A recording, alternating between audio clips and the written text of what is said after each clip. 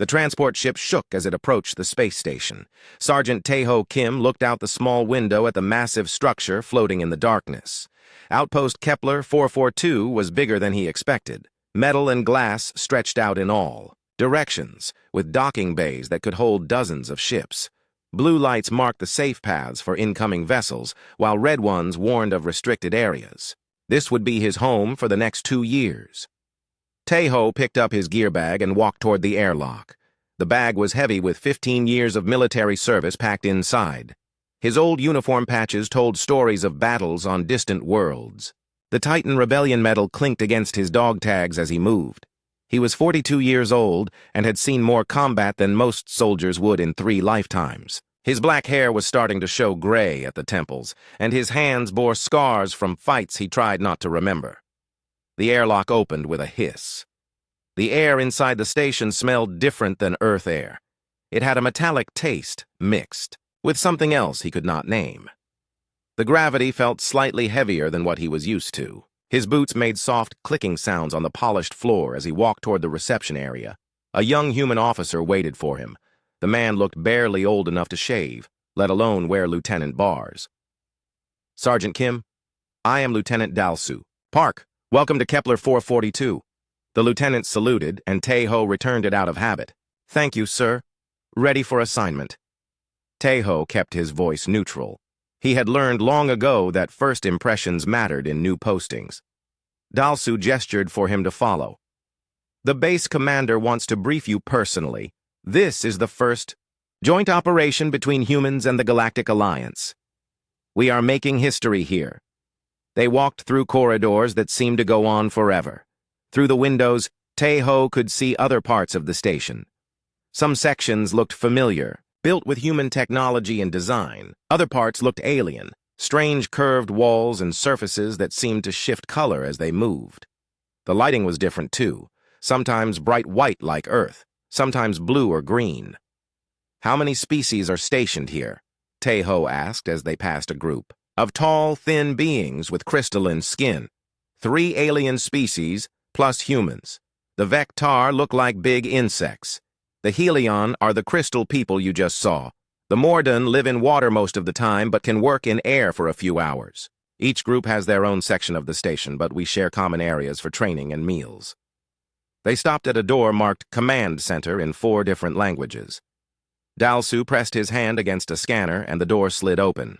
Inside, holographic displays showed star maps and patrol routes. A middle-aged human man in Major's insignia stood studying one of the screens. "Major Wan Shik Han, this is Sergeant Kim."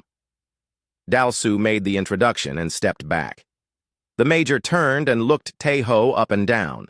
His eyes stopped on the combat medals. "Titan Rebellion veteran. Good. We need experienced soldiers here. The aliens respect combat experience, even if they do not always understand how humans fight." "What do you mean, sir?" Major Han smiled, but it was not a happy expression. "You will see soon enough. Dinner is in 30 minutes. Report to Mess Hall C. Your quarters are in Section 7, Room 15. Dismissed." Tae-ho found his room easily enough. It was small but clean, with a bed, desk, and storage locker. A small window showed the stars outside. He unpacked his few belongings and changed into a fresh uniform. The mess hall was not hard to find either. He just followed the sounds of conversation and eating. The mess hall was enormous. Different sections served food for different species. The human area served normal food, while other sections had things Tae-ho did not recognize. Some tables had water-filled containers for the Morden. Other tables had special lighting for the Helion. Tae-ho got his food and looked for a place to sit. He spotted a table with both humans and aliens and decided to introduce himself. A young human woman in medical insignia smiled at him as he approached. "Mind if I join you?" Tae-ho asked. "Please do. I am Private Boram Lee, medic. This is Private Sujin Choi and Corporal Jaemin Yoon." The 2 other humans nodded in greeting. Sujin looked very young, probably fresh out of basic training. Jaemin had communication specialist patches on his uniform. At the other end of the table sat 3 aliens. The Vectar looked exactly like Dalsu had described. A giant insect with 4 arms and compound eyes. Its chitinous armor gleamed under the lights. The Helion was tall and thin, its crystalline skin shifting from blue to purple as it moved. The Mordun wore a water-filled suit that allowed it to breathe air. "Sergeant Kim, meet Warrior Zichthes, Captain Valandra, and Sergeant Glurath," Bo-Ram said, pointing to each alien in turn. The Vectar clicked its mandibles in what might have been a greeting. The Hellian's voice sounded like wind chimes when it spoke. "Welcome, human soldier. What wars have you fought?" Teho swallowed a bite of food before answering. "Most recently, the Titan Rebellion. Before that, the Outer Colony Wars and the Pirate Suppression Campaign." The three aliens exchanged what looked like meaningful glances. Zichthes clicked again, faster this time. "The Titan Rebellion. Yes, we have heard human stories about this. 200 humans against 10,000 enemies. Is that correct?" "More or less. We held the main defensive position for 6 days until reinforcements arrived." Valandra's crystalline features shifted in what might have been amusement. "Typical. Human exaggeration. No species can hold such odds for so long." Glurath's translator box crackled to life. "Humans always inflate their combat records. It compensates for physical limitations." Sujin looked uncomfortable. Jamin stopped eating and stared at the aliens. Bo-Ram's smile became forced. Teho kept his expression neutral, but his grip on his fork tightened slightly. "It is not exaggeration.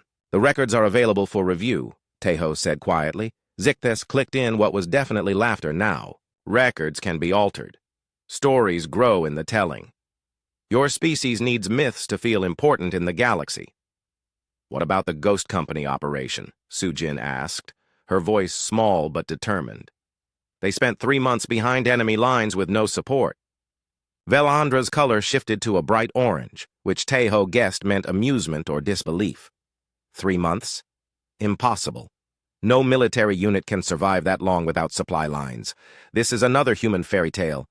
Glurath added, "Your species lacks the physical prowess for extended combat operations. Water dwellers like my people have superior endurance. Crystal forms like the Helion have natural armor. Insect warriors like the Vectar have redundant organ systems. Humans have none of these advantages." "We have other advantages," Teho said. "Such as?" Zichthes challenged. "Adaptability, creativity, stubbornness." All three aliens made sounds. That were clearly laughter. Other aliens at nearby tables turned to look. Some started listening to the conversation. "Stubbornness is not a military advantage," Valandra chimed. "It is a character flaw that gets soldiers killed. Your commanders send you on suicide missions and call it heroism," Glurath said through his translator. "This is not superior tactics. This is waste of resources." Bo-Ram stood up suddenly. "I need to check the medical supplies." She left quickly, her face red with embarrassment. Sujin looked like she might cry. "Maybe they are right. Maybe the stories we grew up with were just stories." Jamin put a hand on her shoulder. "They are not just stories, Sujin. My grandfather fought in the Cygnus defense. He showed me the battle footage." "Battle footage can be edited," Zichthes said dismissively. "Your species is known for creating entertainment that resembles history." More aliens had gathered around now, listening to the debate. Some were trying not to laugh. Others looked genuinely curious about human military capabilities. Teho realized this was becoming a public spectacle. "The defense of Cygnus Station is well documented," Teho said, keeping his voice level. 300 human marines held off 12,000 attackers for 9 days. "Impossible mathematics," Valandra stated flatly. "No force can maintain those loss ratios." "Not with conventional tactics," Teho agreed. "Then what tactics did they use?" Glurath asked, his translator giving his voice a mocking tone. Teho was quiet for a long moment. Around the table, both humans and aliens waited for his answer. Finally, he spoke. "The kind your species would call myths." The alien laughter was louder this time. Several other tables joined in. Zichthes clicked so rapidly it sounded like a machine gun. "Myths do not win battles, Sergeant. Physics wins battles. Numbers win battles. Technology wins battles." "Sometimes," Teho said. He stood up and gathered his tray. "But not always." As he walked away, he heard Valandra say to the others, Humans are the junior partners in this alliance for good reason. They compensate for inadequacy with fantasy. Su-jin caught up with him at the tray return station. Sergeant Kim, are the stories true? Really true? Tae-ho looked at the young soldier. She reminded him of himself 20 years ago, full of questions and doubts. Every word, Private. Every single word. Then why do they not believe us? Because they have never seen humans fight, when everything is on the line. They judge us by their standards, not ours. What standards are those? Tae-ho smiled for the first time since arriving at the station. They fight to win. We fight to make winning cost more than losing. There is a difference. As the 3 weeks passed at Outpost Kepler 442, and the pattern became clear to everyone. During training exercises, the alien troops consistently outperformed the humans in individual combat tests. Zichthes could lift 3 times what any human could manage. Velandra's crystalline armor deflected energy weapons that would kill a human instantly. Glurath could hold his breath underwater for hours, while humans struggled for minutes. The aliens made sure everyone knew about these advantages. Every day brought new demonstrations of their superior physical capabilities. They were not cruel about it, just matter of fact, like teachers explaining simple mathematics to slow students. This made it worse somehow. Tae-ho watched Su-jin's confidence crumble a little more each day. During hand-to-hand combat training, she faced a young Vectar warrior who moved faster than human eyes could follow.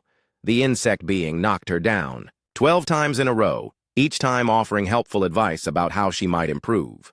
The advice was always about accepting human limitations. Your species relies too heavily on tools and weapons, the Vectar explained as Su-jin picked herself up from the mat again. When those tools fail, you have no backup capabilities.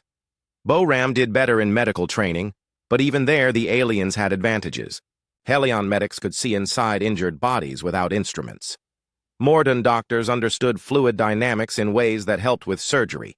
Vectar healers had natural knowledge of biology that came from millions of years of evolution. Human. Medicine is adequate for human patients, Captain Velandra told Boram after a particularly difficult surgery simulation. But you lack the intuitive understanding that comes naturally to other species. Jamin faced the worst criticism in communications training. His human equipment seemed primitive compared to alien technology. The Vectar could communicate through chemical signals that traveled instantly across vast distances. The Helion used light patterns that carried more information than any human computer. The Morden had sonar abilities that could map entire star systems. Your radio waves are inefficient and easily intercepted, Sergeant Glurath told him during one exercise. Human communication methods are barely adequate for basic coordination, but it was during tactical discussions that the mockery became most obvious. The aliens had studied human military history as part of their alliance preparation. They had read the reports and watched the recordings. Their conclusion was always the same. Humans exaggerated everything. Tae-ho found himself defending human military achievements almost daily. It started during a routine strategy meeting when Major Han mentioned the siege of New Constantinople. 3,000 human soldiers had held a city against 50,000 attackers for 2 months. The numbers do not add up, Warrior Zichthes clicked dismissively. Either the attackers were incredibly incompetent, or the human records are inaccurate. Lieutenant. Dalsu pulled up the official battle reports on his tablet. The siege is well documented by both sides. Multiple independent sources confirm the casualty figures. Velandra's crystalline form shifted to a skeptical purple color. Documentation can be falsified. Your species has a documented history of propaganda. It was not propaganda, Tae-ho said quietly. I knew soldiers who fought there.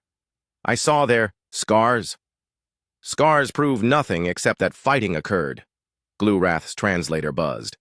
They do not prove the scale of the fighting. The discussion continued for an hour, with the aliens systematically dismissing every major human military victory. The Battle of Kepler Ridge, where human marines fought hand-to-hand in powered armor for 18 hours straight. The Asteroid Belt Campaign, where human pilots flew missions that lasted weeks with no rest. The Deep Space Rescue at Proxima Station, where human soldiers walked across the surface of a star to save trapped civilians. Impossible, Velandra stated flatly about the Proxima rescue. No biological being can survive stellar surface temperatures, even in the best protective equipment. The equipment did not protect them, Taeho said. They knew it was a one-way mission. They went anyway. Then they were mentally defective, Zichthes clicked. Rational beings do not commit suicide for strangers. They were not strangers. They were human civilians. That makes it worse, not better. Sacrificing military assets for non-combatants is tactically unsound. Su Jin spoke up from the back of the room. What about the Ghost Company? 60 soldiers spent 3 months behind enemy lines with no support. They disrupted an entire invasion fleet. The aliens exchanged those looks again. Glurath made a sound like water gurgling through pipes, which his translator rendered as laughter. The Ghost Company story is the worst example of human mythology. No military unit can survive that long without supplies, communications, or medical support. They lived off the land and captured enemy supplies, Dalsu said, reading from his tablet. Impossible, Velandra chimed. The target world was a barren asteroid with no indigenous life. There was no land to live off. They improvised, Taeho said. Improvisation has limits, Zichthes clicked. Physics has limits. Biology has limits. Your stories ignore these limits. More aliens had gathered around the discussion, drawn by the debate. Taeho noticed that some seemed genuinely curious rather than dismissive, but they were the minority. Most looked amused by human claims of military prowess. A young Helian officer spoke up. Perhaps humans define victory differently than other species. What you call success, we might call acceptable casualties. Explain, Major Han said, his voice tight with controlled anger. The Titan rebellion that Sergeant Kim mentioned. Yes, 200 humans held a position for 6 days, but how many of those 200 survived? Taeho was quiet for a long moment. 17? Exactly. A 91% casualty rate. Most species would consider this a catastrophic defeat, not a victory. The position held, Taeho said simply. At an unacceptable cost, Velandra added. Rational military planning requires sustainable loss ratios. Sometimes there is no choice, Sujin said, her voice barely above a whisper. Glurath's translator crackled. There is always a choice. Retreat is a valid tactical option. Humans seem incapable of recognizing when a situation is hopeless. That is not a bug, Taeho said. It is a feature. The aliens did not understand the reference, but the humans smiled slightly. It was a small moment of species solidarity in an increasingly uncomfortable conversation. The meeting broke up without resolution. As the aliens filed out, Taeho heard fragments of their conversations. They were discussing human psychology, trying to understand why humans told such elaborate lies about their military capabilities. Some theorized it was a mating display behavior. Others thought it was compensation for physical inadequacy. Later that evening, Taeho found Su Jin in the observation lounge, staring out at the stars. She looked defeated. Having doubts? He asked, sitting down beside her. Maybe they are right. Maybe the stories are just stories. I mean, the numbers really do not make sense. How can a few hundred humans fight thousands and win? Because we do not fight fair. What do you mean? Taeho pointed out the window at a distant star. See that red star? That is where the Cygnus defense happened. 300 Marines against 12,000 attackers. The aliens say it is impossible, and they are right. It was impossible. The Marines did it anyway. How? They turned the entire asteroid into a weapon, booby-trapped every corridor, every room, every air vent. When the enemy broke through the outer defenses, they found themselves fighting the base itself. The walls exploded, the floors collapsed, the air became poison. By the time they reached the command center, they had lost 8,000 soldiers to kill 200 Marines. Sujin was quiet for a moment. The aliens would call that cheating. The aliens fight with honor. We fight to win. There is a difference. But what about the Ghost Company? How could they survive 3 months on a dead asteroid? Taeho smiled. They turned enemy supply ships into their personal delivery service. Every time a cargo vessel landed, the Ghost Company was waiting. They took what they needed and disappeared again. The enemy never knew they were there until supply shipments started missing. That sounds like piracy. War is not a gentleman's sport, Sujin. It is survival by any means necessary. They sat in comfortable silence for a while, watching ships come and go from the station. Finally, Sujin spoke again. Do you think we will ever get a chance to prove ourselves? Before Taeho could answer, an alarm began blaring throughout the station. Emergency lights flashed red, and automated voices announced, "All personnel to battle stations. This is not a drill. Unknown ships approaching from Sector 7. Through the observation window, they could see distant flashes of light that might have been weapons fire or engine exhaust. Whatever was coming was big enough to see from hundreds of thousands of kilometers away." Taeho stood up and straightened, his uniform. You wanted to know if we would get a chance to prove ourselves? Sujin nodded, suddenly looking very young and very frightened. Looks like we are about to find out. As they ran toward their assigned stations, Taeho thought about the alien dismissal of human military capabilities. Soon, very soon, the galaxy was going to learn that human myths were not myths at all. They were warnings. In the communication center, Jamin was frantically trying to raise fleet command on long-range radio. The command center erupted into chaos as sensor data flooded the screens. Ships appeared on the long-range displays like deadly flowers blooming in space. Hundreds of contacts, all moving toward Outpost Kepler 442 with military precision. The computer systems struggled to process the sheer number of incoming vessels. "Contact classification complete," announced Corporal Jamin Yoon from his communication station. His voice was steady, but his hands shook as he read the data. 647 ships. Configuration matches Kethmori Empire battle. Formations. Admiral Thyres, the senior Vectar commander, clicked his mandibles rapidly as he studied the tactical display. His compound eyes reflected the red warning lights that filled the room. This force is 3 times larger than our defensive capabilities. Immediate evacuation protocols must be initiated. Major Wan Shik Han stood behind the central command console, his face grim but calm. Evacuation will take 4 hours minimum. How long until they reach weapons range? 2 hours, 37 minutes, Engineering Chief Nam Hee Ko replied from her station. The middle-aged woman had been running system diagnostics when the alarm sounded. Now she was calculating their chances of survival, and the numbers were not encouraging. Captain Velandra's crystalline form shifted from blue to deep red, a color that indicated extreme agitation among her species. The Kethmori do not take prisoners. They consume conquered worlds entirely. Every living being, every resource, everything. Sergeant Glurath emerged from his water-filled command pod, his breathing apparatus allowing him to function in the air-filled command center for short periods. My people have encountered the Kethmori before. They are efficient killers. No mercy, no negotiation. The alien commanders began speaking rapidly among themselves in their native languages. Universal translators struggled to keep up with the rapid-fire exchanges, but the meaning was clear. They were discussing evacuation procedures, defensive, positions, and casualty estimates. All of their calculations reached the same conclusion. The outpost was doomed. Lieutenant Dalsu Park was coordinating with the transport ships when he noticed something strange. The human soldiers were not panicking. While the alien troops ran through evacuation checklists and prepared to abandon the station, the humans were checking weapons and reviewing defensive positions. "Sir," Dalsu said to Major Han, "the alien commanders are requesting immediate evacuation of all non-essential personnel."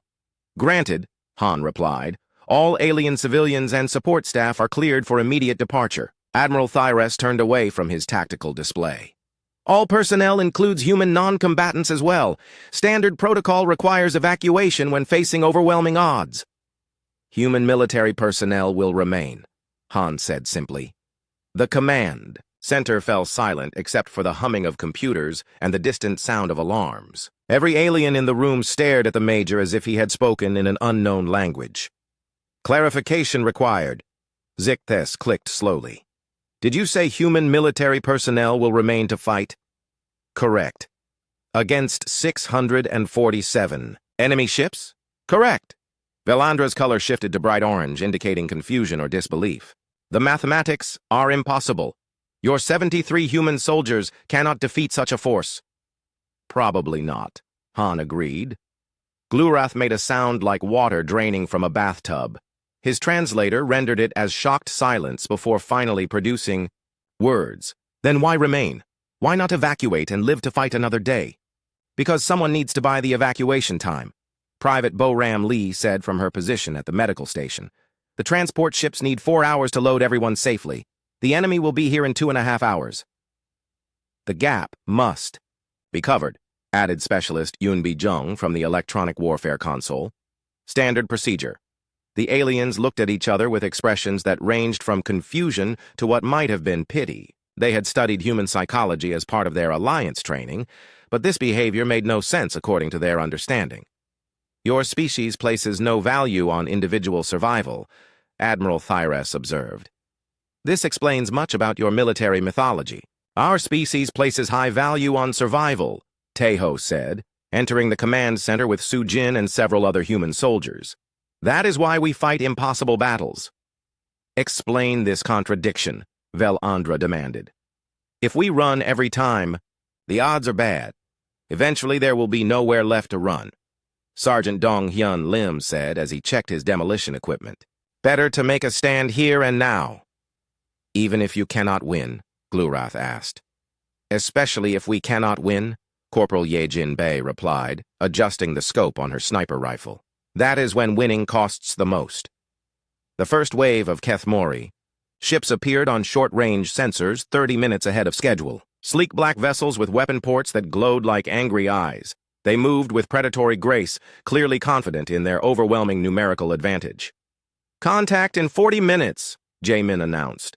First wave consists of 60 ships, fast attack craft with heavy energy weapons. The evacuation transports were still loading civilian personnel and non-combat supplies. Admiral Thyres made rapid calculations and turned to Major Han. The evacuation cannot be completed in time. We must defend the transports during their escape. Agreed, Han said. All human personnel to defensive positions. Prepare for close-quarters combat. The alien commanders stared at him again. Captain Velandra spoke first. Major Han, perhaps you do not understand the tactical situation. 60 enemy ships against one space station. Even with our advanced defensive systems, the outcome is certain. The outcome is always certain until it is not, Han replied. The aliens began implementing their own defensive protocols. Their technology was indeed superior to human equipment. Vector shields could absorb tremendous amounts of energy. Helion weapons could punch through any known armor. Mordun targeting systems were accurate beyond human capability. But as the first enemy ships entered weapons range, something became immediately obvious. The alien defenders were fighting to buy time for evacuation. They were managing their resources, calculating acceptable losses, and preparing fallback positions. The humans were fighting to win. Taeho took position in the main corridor leading to the command center. Su Jin and Boram flanked him, their weapons ready. Behind them, Dong Hyun was placing charges that would turn the corridor into a killing field if needed. Remember, Taeho told his small team, they expect us to fight like civilized beings. Do not give them that courtesy. The first energy blasts hit the station's outer hull. The lights flickered as power systems strained to maintain defensive shields. Through the observation windows, they could see enemy fighters swarming around the station like angry insects. Velandra's weapons systems engaged the attackers with deadly precision. Her crystalline technology could track multiple targets simultaneously and fire energy beams that rarely missed. But there were too many targets, and more ships were arriving every minute. Zicthes coordinated the defense from the command center, his compound eyes processing battlefield information faster than any human computer. His tactical recommendations were flawless according to standard military doctrine. Fall back when overwhelmed, conserve ammunition, maintain communications. Glurath managed the station's defensive systems with fluid grace, redirecting power and adjusting shield harmonics to maximize protection. His aquatic nervous system allowed him to process multiple data streams simultaneously. But the humans were not following standard military doctrine. When enemy boarding pods breached the outer hull, Dong Hyun detonated charges that sealed the breaches and killed the attackers. When enemy fighters concentrated their fire on the shield generators, Ye-Jin began shooting their pilots through the cockpit windows from impossible distances. When enemy electronic warfare tried to jam their communications, Yunbi turned their own signals against them. This is not standard defensive protocol, Admiral Thyres clicked as he watched the human tactics unfold on his tactical display. No, Major Han agreed. It is not. Your soldiers are taking unnecessary risks, exposing themselves to enemy fire, wasting ammunition on low-value targets. Are we losing? Thiers checked his displays again. The first wave of enemy ships was being systematically destroyed despite their numerical advantage. Human casualties were surprisingly light. The alien defenders were performing better than expected, inspired by human tactics they did not understand. No, you are not losing, but your methods are inefficient. Efficiency is not the goal, Tae-ho said over the communication system. Winning is the goal. The second wave of enemy ships arrived to find the first wave scattered and burning. These were larger vessels with heavier armor and more powerful weapons. They had expected to find a destroyed space station. Instead, they found a fortress that seemed to fight back with impossible determination. Captain Velandra watched human soldiers doing things that her tactical training said were impossible. Bo-Ram was treating wounded soldiers in the middle of a firefight, refusing to take cover even when energy blasts came within centimeters of her position. Sujin was holding a corridor junction against 6 enemy soldiers, using debris and broken equipment as weapons when her ammunition ran low. They fight like they have nothing to lose, Velandra observed. The main Kethmori fleet arrived like a storm made of metal and death. Thousands of ships darkened the space around outpost Kepler 442, their weapons charging with energy that made the nearby stars seem dim. The fleet was so large that it had its own gravity field, pulling debris and ice crystals into swirling patterns around the massive command vessels. In the station's command center, the tactical displays could barely process the incoming data. Numbers scrolled past faster than human eyes could follow. Ship classifications, weapon signatures, troop transport manifests. The computer kept updating casualty projections, and every update made the situation look worse. Final count, 4,837 enemy vessels, Jae-min reported, his voice steady despite the impossible numbers, including 200 heavy assault ships and 50 troop transports. Admiral Thiers studied the data with his compound eyes, processing information at speeds that amazed his human colleagues. Each troop transport carries approximately 5,000 soldiers. Total enemy ground forces, 250,000 troops, against 73 human defenders, Captain Velandra added, her crystalline form now a deep purple that indicated profound concern. The alien defenders had fought brilliantly during the preliminary attacks. Their advanced technology and superior tactics had saved the station multiple times, but conventional warfare had limits, and the Kethmori fleet had far exceeded those limits. Sergeant Glurath emerged from his command pod again, his breathing apparatus working overtime to keep him functional in the air-filled environment. Standard defensive protocols are no longer applicable. The enemy possesses overwhelming superiority in every category. Major Han nodded grimly. Recommendations? Immediate. Surrender. Admiral Thiers clicked without hesitation. The Kethmori respect military efficiency. They may allow survival of useful personnel. Negative, Han replied.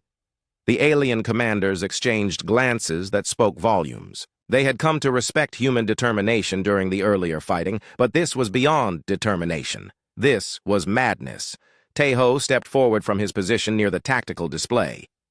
Permission to implement non-standard defensive measures, sir? Granted.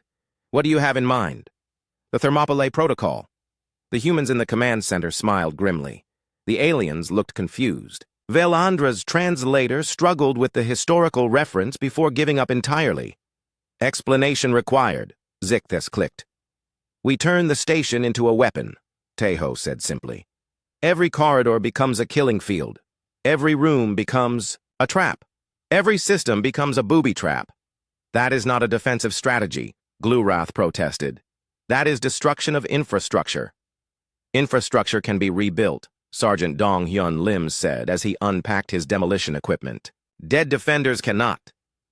The human soldiers began moving with purpose that the aliens found disturbing. They were not preparing to defend the station. They were preparing to turn it into something else entirely. Corporal Ye Jin Bei positioned herself in an observation deck with a clear view of the main docking bay.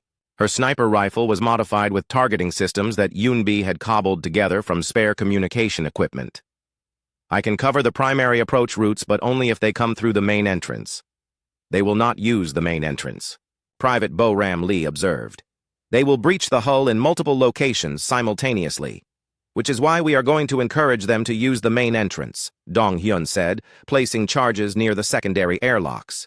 When these blow, the main docking bay will be the only safe way in. The alien commanders watched this preparation with growing amazement. The humans were deliberately limiting their own escape routes in order to force the enemy into a specific attack pattern. It violated every principle of defensive warfare they had ever learned. You are trapping yourselves, Admiral Thyres pointed out. We are trapping everyone, Tae-ho corrected. Private Sujin Choi and Specialist Yunbi Jung were working together to reprogram the station's environmental systems. If we can control the atmosphere in specific sections, we can create areas where only humans can operate effectively, Sujin explained. How? Velandra asked. The Kethmori breathe a nitrogen-methane mixture, Yunbi said, her fingers flying over the computer interface. We flood selected corridors with pure oxygen. They suffocate, we function normally. That will also suffocate us if the oxygen concentration becomes too high, Glurath pointed out. Only if we stay in those areas too long, Bo-Ram said, checking her medical supplies. I can calculate safe exposure times for each species. The first enemy boarding pods launched from the assault ships like bullets fired from enormous guns. They struck the station's hull with enough force to shake the entire structure. But instead of the scattered random impacts the defenders expected, most of the pods struck near the secondary airlocks that Dong-hyun had already rigged to explode. The explosions turned potential breach points into twisted metal and vacuum. Enemy soldiers who survived the impacts found themselves trapped in damaged pods with no way to enter the station. A few pods managed to breach the hull successfully, but their occupants emerged into corridors filled with pure oxygen at pressure, levels that made their breathing apparatus malfunction. First wave neutralized, Yejin reported from her sniper position. Enemy casualties, approximately 400. Our casualties, 0. Impossible, Zicthes clicked. 400 enemy soldiers cannot be stopped by 73 defenders. They were not stopped by 73 defenders, Tae-ho said. They were stopped by 73 defenders and one very angry space station. The second wave of boarding pods came in larger numbers, targeting areas of the hull that seemed undamaged. But Dong-hyun had prepared for this as well. Hidden charges turned solid bulkheads into shrapnel that shredded incoming pods. Emergency force fields activated at precisely the wrong moments, crushing boarding pods against the hull like insects against a windshield. Private First Class Hyun-woo Song had positioned himself in the main corridor with heavy weapons that should have been impossible for one person to operate, but human engineering had always specialized in making the impossible practical. Incoming hostiles in Corridor 7, he reported. Engaging. The sound of heavy weapons fire echoed through the station, but it was not the controlled, efficient firing that alien military doctrine recommended. It was continuous, overwhelming, desperate, like someone who had no intention of conserving ammunition because they did not expect to need it later. Song's position is untenable, Admiral Thyres observed, watching the tactical display. He faces 50 enemy soldiers alone. Song knows that, Major Han replied. Then why does he not retreat to a more defensible position? Because if he retreats, they get past him. Velandra's color shifted to confused orange again. One soldier cannot stop 50. Watch and learn. Hyun-woo had turned Corridor 7 into a nightmare of overlapping fields of fire. Explosive charges hidden in the walls activated when enemy soldiers reached predetermined positions. The corridor, lights strobed on and off in patterns that confused enemy targeting systems, but somehow did not affect the human defender. When his primary weapon overheated, Hyun-woo switched to backup systems without missing a beat. When those failed, he began throwing improvised explosives made from cleaning supplies and medical equipment. The aliens watched in fascination as he turned ordinary maintenance items into weapons of war. This is not possible, Glurath's translator buzzed. Maintenance supplies cannot be weaponized effectively. Tell that to the enemy soldiers, Sujin said, monitoring the engagement from her electronic warfare station. The alien defenders found themselves fighting beside humans who did things that their training said were impossible. Jae-min was using communication equipment to jam enemy sensors in ways that the instruction manuals specifically said would not work. Boram was treating wounded soldiers with improvised medical supplies that should have been inadequate but somehow kept people fighting. Yunbi had connected systems that were never meant to work together, creating network effects that turned the entire station into a single, angry organism. When enemy hackers tried to penetrate the computer systems, they found themselves fighting artificial intelligences that should not have existed but were somehow running on repurposed food processors and entertainment systems. Your soldiers are violating the laws of physics, Captain Velandra observed as she watched Dong-hyun create explosives from materials that her chemistry knowledge said were completely inert. Physics is more like guidelines anyway, Dong-hyun replied, connecting wires to substances that definitely should not have been connected. The third wave of enemy attackers tried a different approach. Instead of boarding pods, they used cutting beams to slice open large sections of the hull. This should have been impossible to defend against with conventional tactics, but the humans were not using conventional tactics. Tae-ho had positioned himself in the main breach point, with equipment that made the alien observers question their understanding of military engineering. His battle armor was a combination of human, Vectar, Helion, and Mordun technology that should have been incompatible, but somehow worked together perfectly. How did you integrate 4 different technology bases? The main assault began at dawn, though dawn and dusk had no meaning in the depths of space. The Keth Mori fleet had learned from their earlier failures and now approached with overwhelming force. 200 assault ships moved in perfect formation toward the station, their weapons creating a light show that could be seen from distant star systems. In the battered command center of Outpost Kepler 442, the remaining defenders watched the approaching fleet with expressions that ranged from grim determination to something that might have been anticipation. The past 6 hours of fighting had changed everyone, humans and aliens alike. Final assault commencing, Jae-min reported from his communication station. The equipment around him was a mixture of human technology and alien components, jury-rigged, together in ways that should not have worked but somehow did. 200 ships carrying approximately 100,000 troops. Major Han stood behind the tactical display, studying the enemy formation with the calm expression of someone who had already accepted the impossible. Recommendations? Admiral Thyrus clicked his mandibles slowly, processing tactical data at superhuman speeds. Conventional defensive measures are no longer relevant. The enemy has sufficient force to overwhelm any static defense. Then we do not use static defense, Tae-ho said, checking his improvised armor one final time. The battle gear he wore was a masterpiece of desperate engineering, combining human adaptability with alien technology in ways that violated every safety protocol ever written. Captain Velandra's crystalline form had shifted to a color that her species used to indicate profound respect mixed with incomprehension. Sergeant Kim, what you accomplished in the breach point should have been impossible. 1 soldier cannot defeat 50 enemies. I did not defeat 50 enemies, Tae-ho replied. I convinced 50 enemies that defeating 1 human was more expensive than they wanted to pay. Sergeant Glurath emerged from his command pod, his breathing apparatus working harder than ever to keep him functional in the damaged atmosphere of the command center. Your tactics violate every principle of resource management. You spend ammunition and equipment as if supplies were unlimited. Supplies are not unlimited, Sergeant Dong-hyun Lim said, placing his final charges around the command center itself. But neither is time, and we are about to run out of time. The alien commanders had spent the past 6 hours watching human soldiers do things that their training said were impossible. They had seen Sujin and Yunbi turn food processors into electronic warfare systems. They had watched Boram perform surgery in the middle of combat zones while explosive charges detonated around her. They had observed Ye-jin make shots that violated the laws of physics as they understood them. Most disturbing of all, they had seen these impossible tactics actually work. Your species approaches warfare from a fundamentally different perspective, Admiral Thyrus observed. You do not fight to minimize casualties. You fight to maximize enemy casualties. Sometimes, Major Han agreed, but that is not what we are doing here. Then what are you doing? We are teaching. The first wave of the final assault hit the day station like a metal tsunami.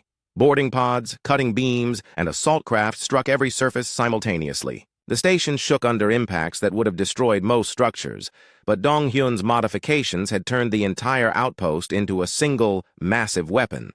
When the enemy breached the outer hull, they found corridors that had been turned into mazes filled with improvised traps. When they tried to advance through ventilation systems, they encountered defensive measures that Yunbi had created from entertainment equipment and medical supplies. When they attempted to jam communications, they discovered that Jae-min had connected systems in ways that created quantum entanglement between coffee makers and tactical computers. This should not work, Velandra said, watching her tactical display as human improvisation turned certain defeat into something resembling an actual battle. That is what makes it work, Taeho replied. The enemy had expected to fight a conventional defense. They had prepared for energy weapons, force fields, and standard military tactics. They had not prepared for humans who turned cleaning supplies into explosives, entertainment systems into electronic warfare platforms, and food processors into artificial intelligence networks. Private Hyeon Woo Song had established his final defensive position in what used to be the main cafeteria. His heavy weapons were powered by kitchen equipment, cooled by the ice cream dispensers and targeting systems that Bo Ram had repurposed from medical scanners. Song's position is completely exposed, Zicthes observed. He has no cover, no backup, and no escape route. He does not need them, Su Jin said, monitoring the engagement from her improvised electronic warfare station. He has something better. What could be better than tactical cover and escape routes?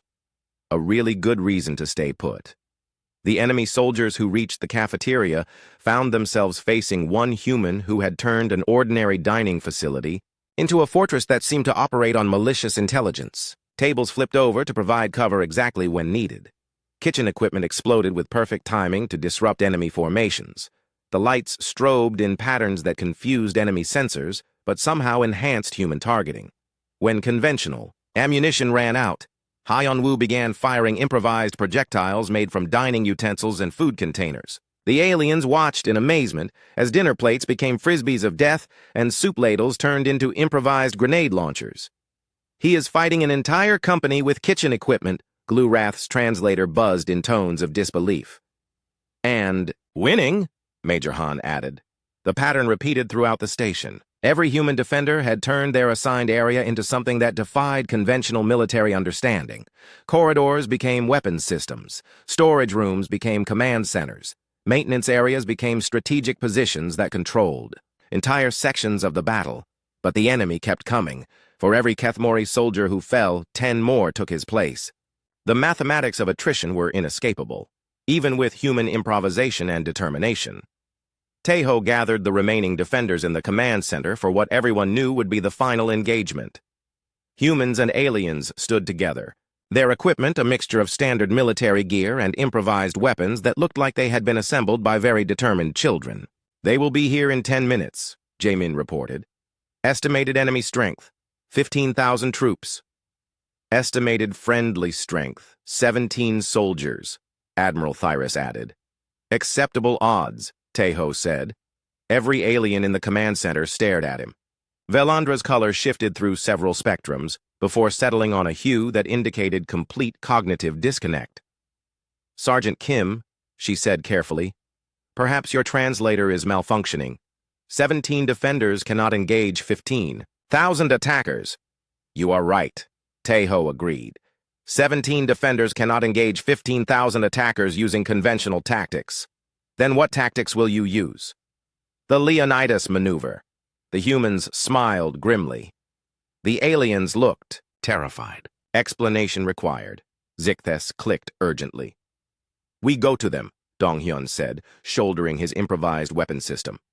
That is not a tactic, Glurath protested. That is suicide.